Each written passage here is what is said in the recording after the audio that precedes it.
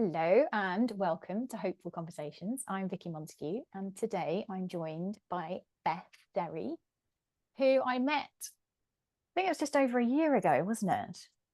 Gone quick, hasn't it? It has, I know. So we were in London together at an event, a creating event that John Patrick Morgan had to put on. I had no idea what to expect, really. I don't think you did either. We had 2 days together in a very, very fancy hotel. Very fancy. Very fancy.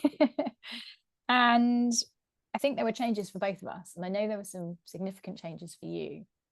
But while we were there, I just had this, you had this magnetism to me. Like, I knew when I saw you in the room, and I think there were about maybe 40 people there. I don't know. But there was something about you, and I was like, I really want to talk to this person. She's someone that I know has got something interesting to share. And I remember in one of the breaks chatting to you, and you were telling me about the story of how you'd come from self-harm and sort of really poor body image to now working with people who are struggling with that, I guess. And all the amazing things that you were kind of putting into place around that in a totally different field from what you have been working in. And I was just kind of, I guess I was blown away by that. And I don't know why it's taken me so long to invite you onto the podcast, but I know that my listeners are going to be in for a treat just to hear your story of, you know, what was going on for you when you were younger and how long that went on for, and then what you've seen, what made it all change. So I don't want to say anymore. I just want to hand over to you. Thank you. And isn't it funny how you just described when we met at that event? I'm sure that's because we mirror something back to each other, right? Not everyone would see that. So yeah. I remember us meeting as well. We were paired up, weren't we? We had some good conversations. Actually, the reason I even went to that event, I had come to this realization that I needed to get involved in what's going on at the moment with teenagers and self-harm. Just hearing it in the news, seeing the data that at least 10% of teenagers have self-harm, hearing parents and teachers talking about it. And I myself have self-harmed when I was a teenager, and I have done a lot of work, invested a lot in myself, learned so much, and I knew that I could help other people who are going through it now. And I was still experiencing a lot of resistance and procrastinating, and I knew I had things to say, but there was something getting in the way. And it was actually that caused me to even go to that event. That's what I was bringing, and to invest that money. And it really did help. And those conversations we had when we were paired up, and I went back and I even looked at when I was that age and I was going through that, what were the specific thoughts and beliefs I had about myself, and then replaced them with the truth, and then stood up and said that into a microphone in front of all those people. Yeah, that was like one of the scariest things I'd ever done, and it was definitely a turning point that opened a door, unlocked the stuff that had been getting in the way, and was extremely valuable because by me seeing what I had gone through, the specifics of it from a human point of view, and the shame as well, that has enabled me to kind of connect with what people are going through now on a whole nother level. So yeah, I'm sharing my story a lot with young people and families, and it really helps with that shame that people can feel, and the confusion and the fear. Because actually, when you look at self-harm and you look at the science, I have a zoology degree, so I look at everything through this lens: who we are as humans, where we've come from, how we work on a biological level, our nervous system, all of it. And then the work I've done later, understanding that mind-body connection. When you look at it through that lens, it's not scary. It makes total sense because it's a strategy that helps us manage our anxiety and regulate our emotions and deal with what the nervous system is doing. So yeah. the first half of my career up until now has been working in sustainability. So I started with wildlife charities and then ended up working with some of the biggest companies in the world around transparency. So that had given me this kind of view of the world and seeing that actually no one's in charge, no one has all the answers. The way we live now is a bit of an accident, really, just of however many billion humans going about their individual life.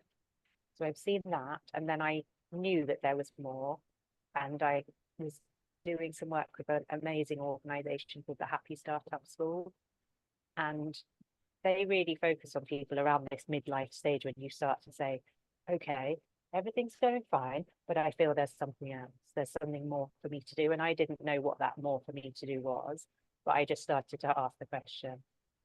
And then that's when I discovered that this was what it was. And I wasn't happy, to be honest, to begin with. But then I started to talk to teenagers, one in particular who has helped, been a really big support, and I consulted her on lots of things. So it ended up with the name Lovely Messy Humans, because she was telling me that the information and support she was being given made her feel worse, not better. So my whole approach is almost to do the opposite of that, to show people that there's nothing wrong with them. They're living in a very challenging world that we're not biologically designed for. And to take away the shame and confusion and actually start to look at accepting ourselves and becoming more resilient and seeing that we can be the person we're here to be. So yeah, doing it with a whole different vibe. So when you were in it, when you were that age, we rewind right back to then. What was going on? What changed for you? As like what happened that made you stop? Or I'm curious to know. Like, that's actually when I speak to teenagers, that's one of the questions I ask. I tell them my story. They always say they so appreciate being able to talk to someone who's been through it, because most people don't understand, and it's quite a disconcerting thing to know that someone is doing. It doesn't make sense until it does. And then they ask me, how did you stop? Which always like tugs on my heartstrings with it. So I was actually at uni when I self-harmed. So I was quite a bit older than a lot of people who are dealing with it now. And having done the work to understand what I did, very clear. So self-harm runs, it's a cycle, really. It begins with a thought or a belief or a concern, which then, if it's perceived as a threat to who we are and our safety and our security, triggers our nervous system. We get all of those stress hormones in our body. We all know what that feels like. Adults are particularly good at finding ways to numb all of that. We do it our own way, don't we? But self-harm uses the intelligence of the nervous system to calm us down, and particularly involving endorphins, which are the natural pain reliever. We're kind of using that when we self-harm, which does calm ourselves down in the moment, but not for long, and it wears off, and then we're left feeling even worse, and we've got the scars and the pain and people's reactions. So it's a cycle, and it's quite addictive. And when I looked at why I was self-harming, I had thoughts and beliefs about myself that I had picked up from the external world. I was not a good person. I was ugly. If people saw who I really was, I would be rejected. And that, from an evolutionary point of view, is a big thing. If we were rejected from our tribe or our community, we didn't survive. So understandably, when I would be triggered with those feelings, which would often be when I'd been out with a lot of people and had a really good time and shown who I really was, I would then panic afterwards and get the overwhelming emotional response, and then I would self-harm, and it would calm me down until, like I say, the next day, then you're trying to hide it. And I did ask for help at uni a few times, and I got prescribed antidepressants, which did not help. In fact, for me, made things worse. I saw a trainee counsellor, which didn't help. Eventually saw an older more a kind of wiser counselor, which actually I did need at the time. So that helped. But I didn't really stop until after university. My first job was in Cornwall, working in conservation, and the sorts of people you get in that world are incredibly accepting and natural and being themselves. And it was that connection that really helped me. And I never looked back at it. I thought that those days had gone, and I kind of didn't think about it too much until now, until suddenly here we are. And some of the people I follow, there's a guy called Tad Hargraves, Marketing for Hippies, and he talks about if we've traveled a certain terrain, we have wisdom from the lessons we've learned that we can share with people who are earlier in that journey. And then even more than that, this idea that if I have learned a lot, I have invested a lot, if I don't share it, like I kind of feel like I have a responsibility, even though it was terrifying and scary. And who am I to do that? I am not a psychologist. I have not sat in loads of lectures about mental health, but mental health professionals are coming and listening to my experience. I run a training, and they really appreciate it because it's a whole different perspective that they've never heard before. So yeah, starting slowly, I would say, and getting used to it, that it feels right. Yeah. I think it's so interesting what you said about how, because I mean, everything that I talk about really on this podcast is around, you know, the mind body, ultimately, like what is that? What is how does one influence the other? And just one of the things that you said really struck me. It's like, you know, it starts with a thought. Mm-hmm. And that just seems so innocent, doesn't it? It's like, it's just a thought, but believed. That thought believed when you said, you know, people might not like me. I might have done some, you know, I might have done this, or I've done that, or I'm ugly. And those thoughts, when believed. Oh, they're very powerful. Yeah. We're hardwired for survival. Right. And from a very young age, before day one, even past generations, it's all in there. It's all part of our hardwiring, constantly surveying for threats. And that internal operating system that is our nervous system, yeah, what we think tells us something. And when you look at the world that young people are growing up in now, they're so aware of the issues of the world. Neurodiversity and the education system is huge. Social media, the comparison culture, the fear of saying the wrong thing, it's all in there.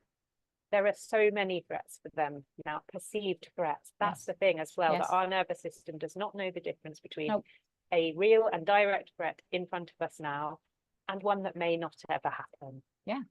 Well, the thought, it has exactly the same response. It's incredible, isn't it? It's like, I had no idea until I came across the 3 principles, which is kind of the basis of what I share on this podcast. But I had no idea until I came across that a thought, a thought believed, could have the same impact on my nervous system as an actual real threat. If I thought that something might happen and I imagined that, then the body would respond to that in the same way. Yeah.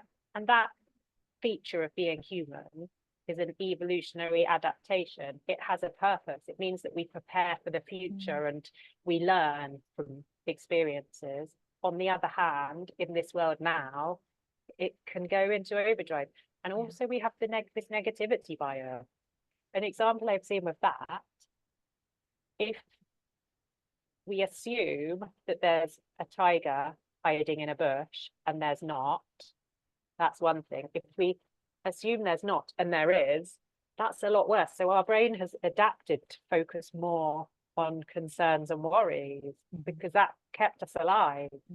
So, and then when we assume something, if we assume the world is not safe, and that's what we believe, that's what we're going to see. Right. Because that's what we're surveying for and looking for. Yeah.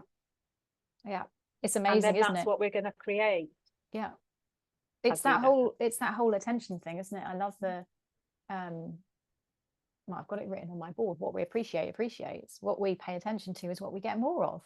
But we kind of know that, but we don't know that at the same time. When we're focused on all the things that are going badly in our lives, we don't realize that that's creating more of that.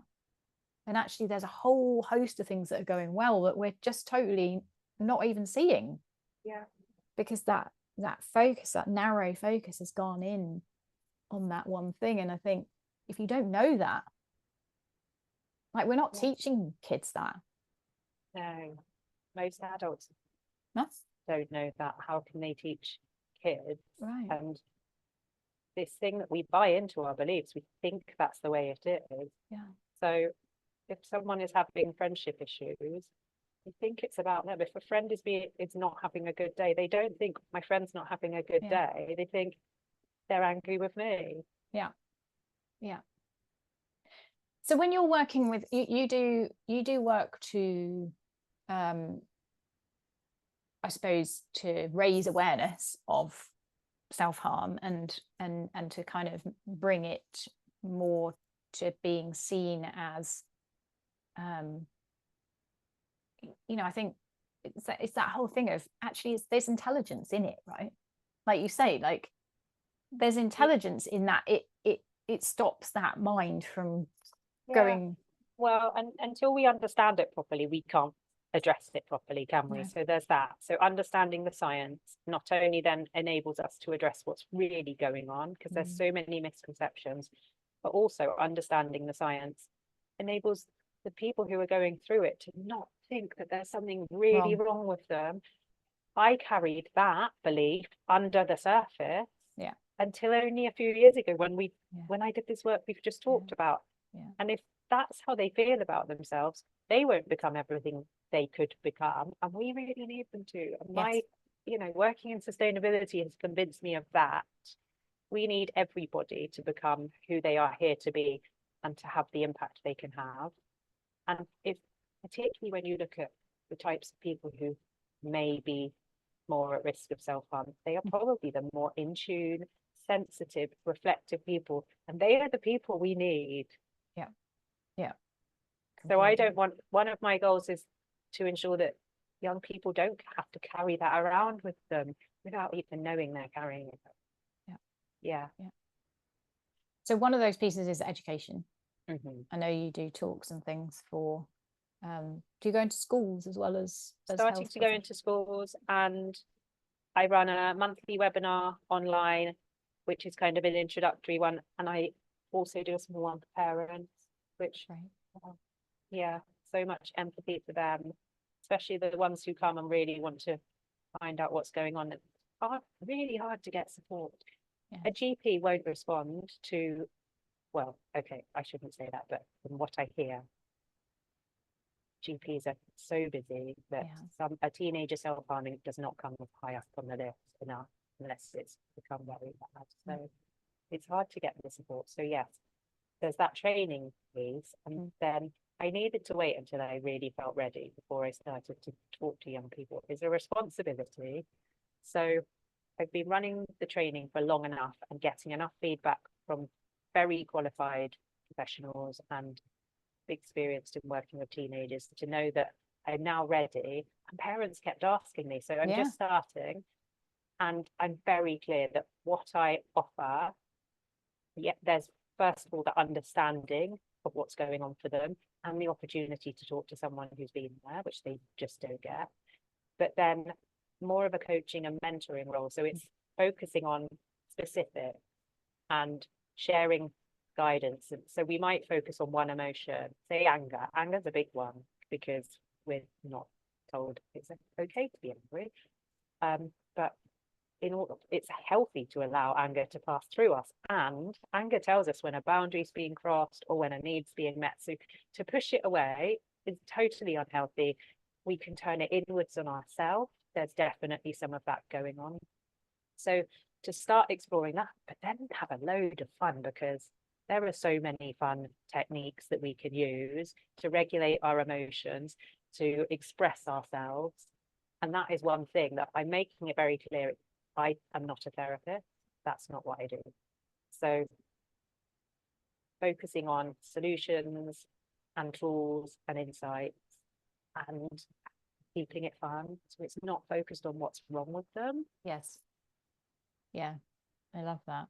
Yeah. And while you were talking, I was kind of thinking about the whole parent thing, and if there's people listening whose children are experiencing this, what do you say? Because I always remember, so bad remembering who. I remember an actress talking about her daughter who I think had an eating disorder, and she would try and kind of chivvy her up, and like she'd go in her room and kind of, right, let's go for a walk, let's do some drawing together, and she was kind of constantly, and as a parent obviously you want to help your children, and she thought that's what she was doing, was to get her to kind of move out of the state that she was in, if you like. But once her daughter had come through the other side of it, what she said was that had made her feel like there was something wrong with her more, because she wasn't being accepted where she was. And I found that it just really hit me, of like, when we can meet someone where they're at without trying to change them. So there was something very powerful in that, and I don't know whether that's kind of sort of feeds into what you would say to parents. But there's a very delicate balance, and I do not underestimate how difficult this is for a parent to discover that your child is doing this when you give so much as well. And none of us are perfect, and I am a parent of teenagers, and I share my imperfections as well. But the first thing is to just go very gentle and slowly, but don't avoid it. Be direct and ask. But the way you do that, you want to open a door to a conversation. You will not solve the underlying issues very quickly. So it's about, okay, I see you. I see you're struggling. What can I do to help now? And no shame, not demanding why. Do not ask why they're doing it, because they won't be able to tell you. It took me years to understand why I did it. A lot of deep work. So there's that. I guess the first stage is that opening the door, being there. Teenagers need trust, don't they? They want to feel trusted. So you won't stop them from doing it if they want to do it. Some of the advice that people are given is to clear the house of anything that a young person might use. I've heard stories where that does not go well. So it's not what I advise. I actually advise having a honest conversation about when they're ready. This is when they're ready. It must be calm. So co-regulation is a thing. Our nervous systems are not separate. We can calm the people around us down just by being calm ourselves. So a lot of parents say, no, it's not about me, I don't need support. And unless they are actually feeling very calm, I would say get support. And if it helps, imagine you're doing it for your child, because 100%. The best thing you can do for a child, for a teenager or a young adult, is to just be calm yourself, so that you can connect with where they're at. And it's all too easy to make it about us, or to, and even just to say, but I'm really worried about you, that's still making it about us. So take that worry to someone who can support you. And then longer term, when I talk to people about what's really going on, there is the part about trying to see what the thoughts are that young people are having, and also the core needs. We have these core human needs that all of us, any age, any culture, all share. And those are not just survival needs, but the things we need to thrive. So belonging, connection, love, the opportunity to grow and to become our potential, safety and security. So that's emotional, physical, and financial. There's all these different things, and perhaps that's one way to try and identify what need is not being met that's feeding into this. But it's just to go very slowly and get the support if you can.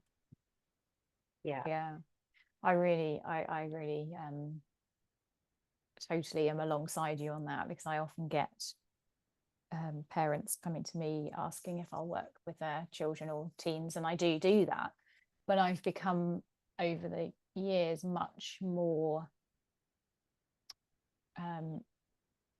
discerning, I guess, about whether I do that or not, because what I've seen is that often, as you say, it's the parent that needs the support, and once the parent is able to settle and know that they're okay no matter what, then they see that their child is okay, that what's going on is just they're getting involved in a whole load of mental activity that's taking them away from their okayness, but the okayness never went anywhere. Like that's our core is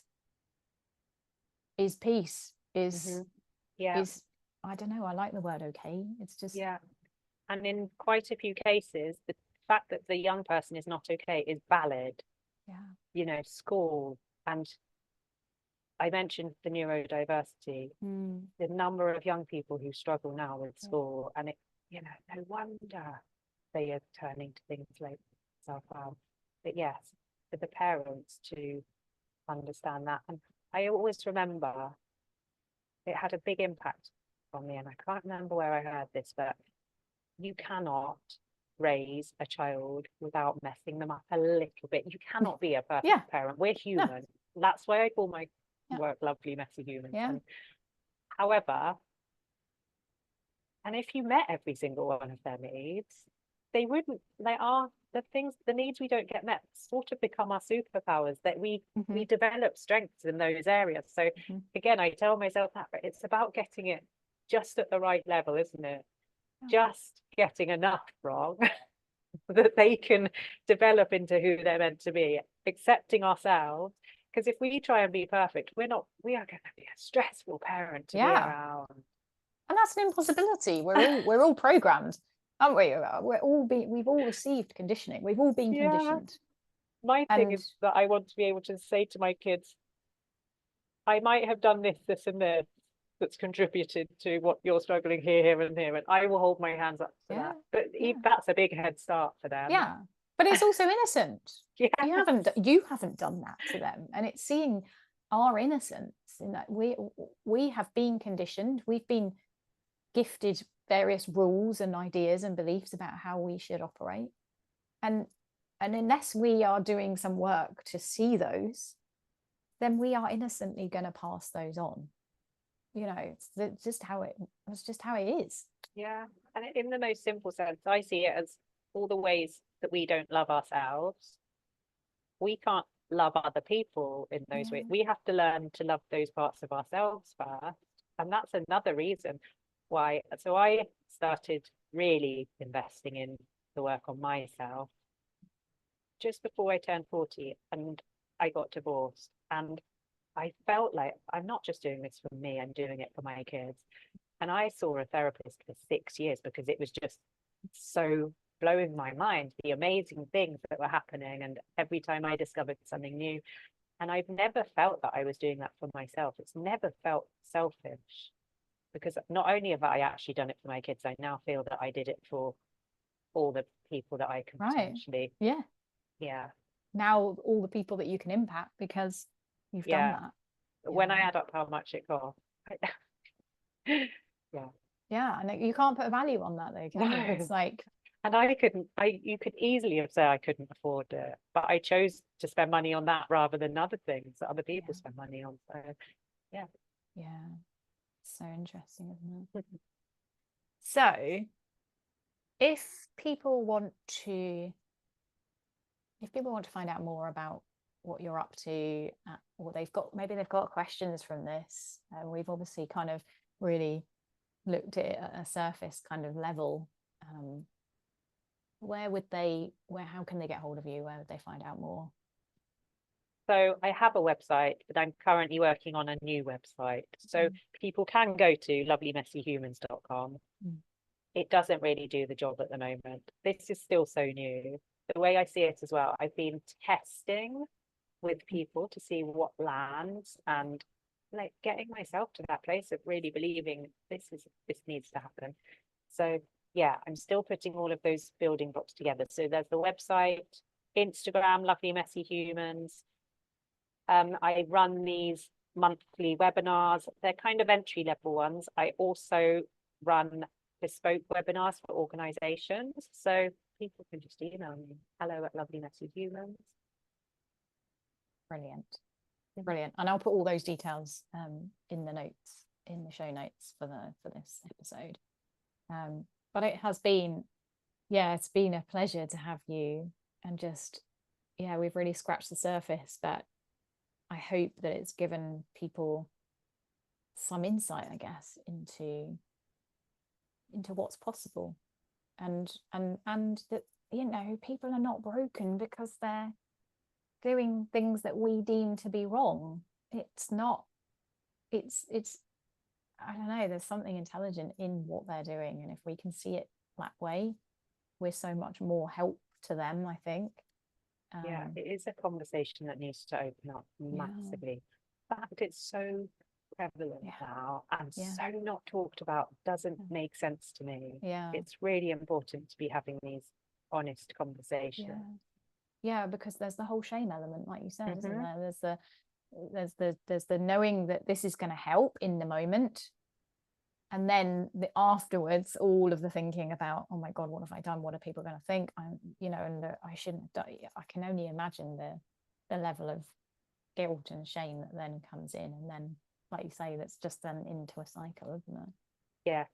And I hope by showing up myself now, I am a happy, healthy person. And I just want people to see that, really, to know that where they're at now is not where they're going to always be. No, I love that.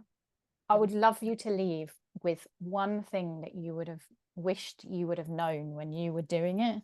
Like, what would you have said to yourself back then that would have taken away all of it? Like, is there something that comes to mind?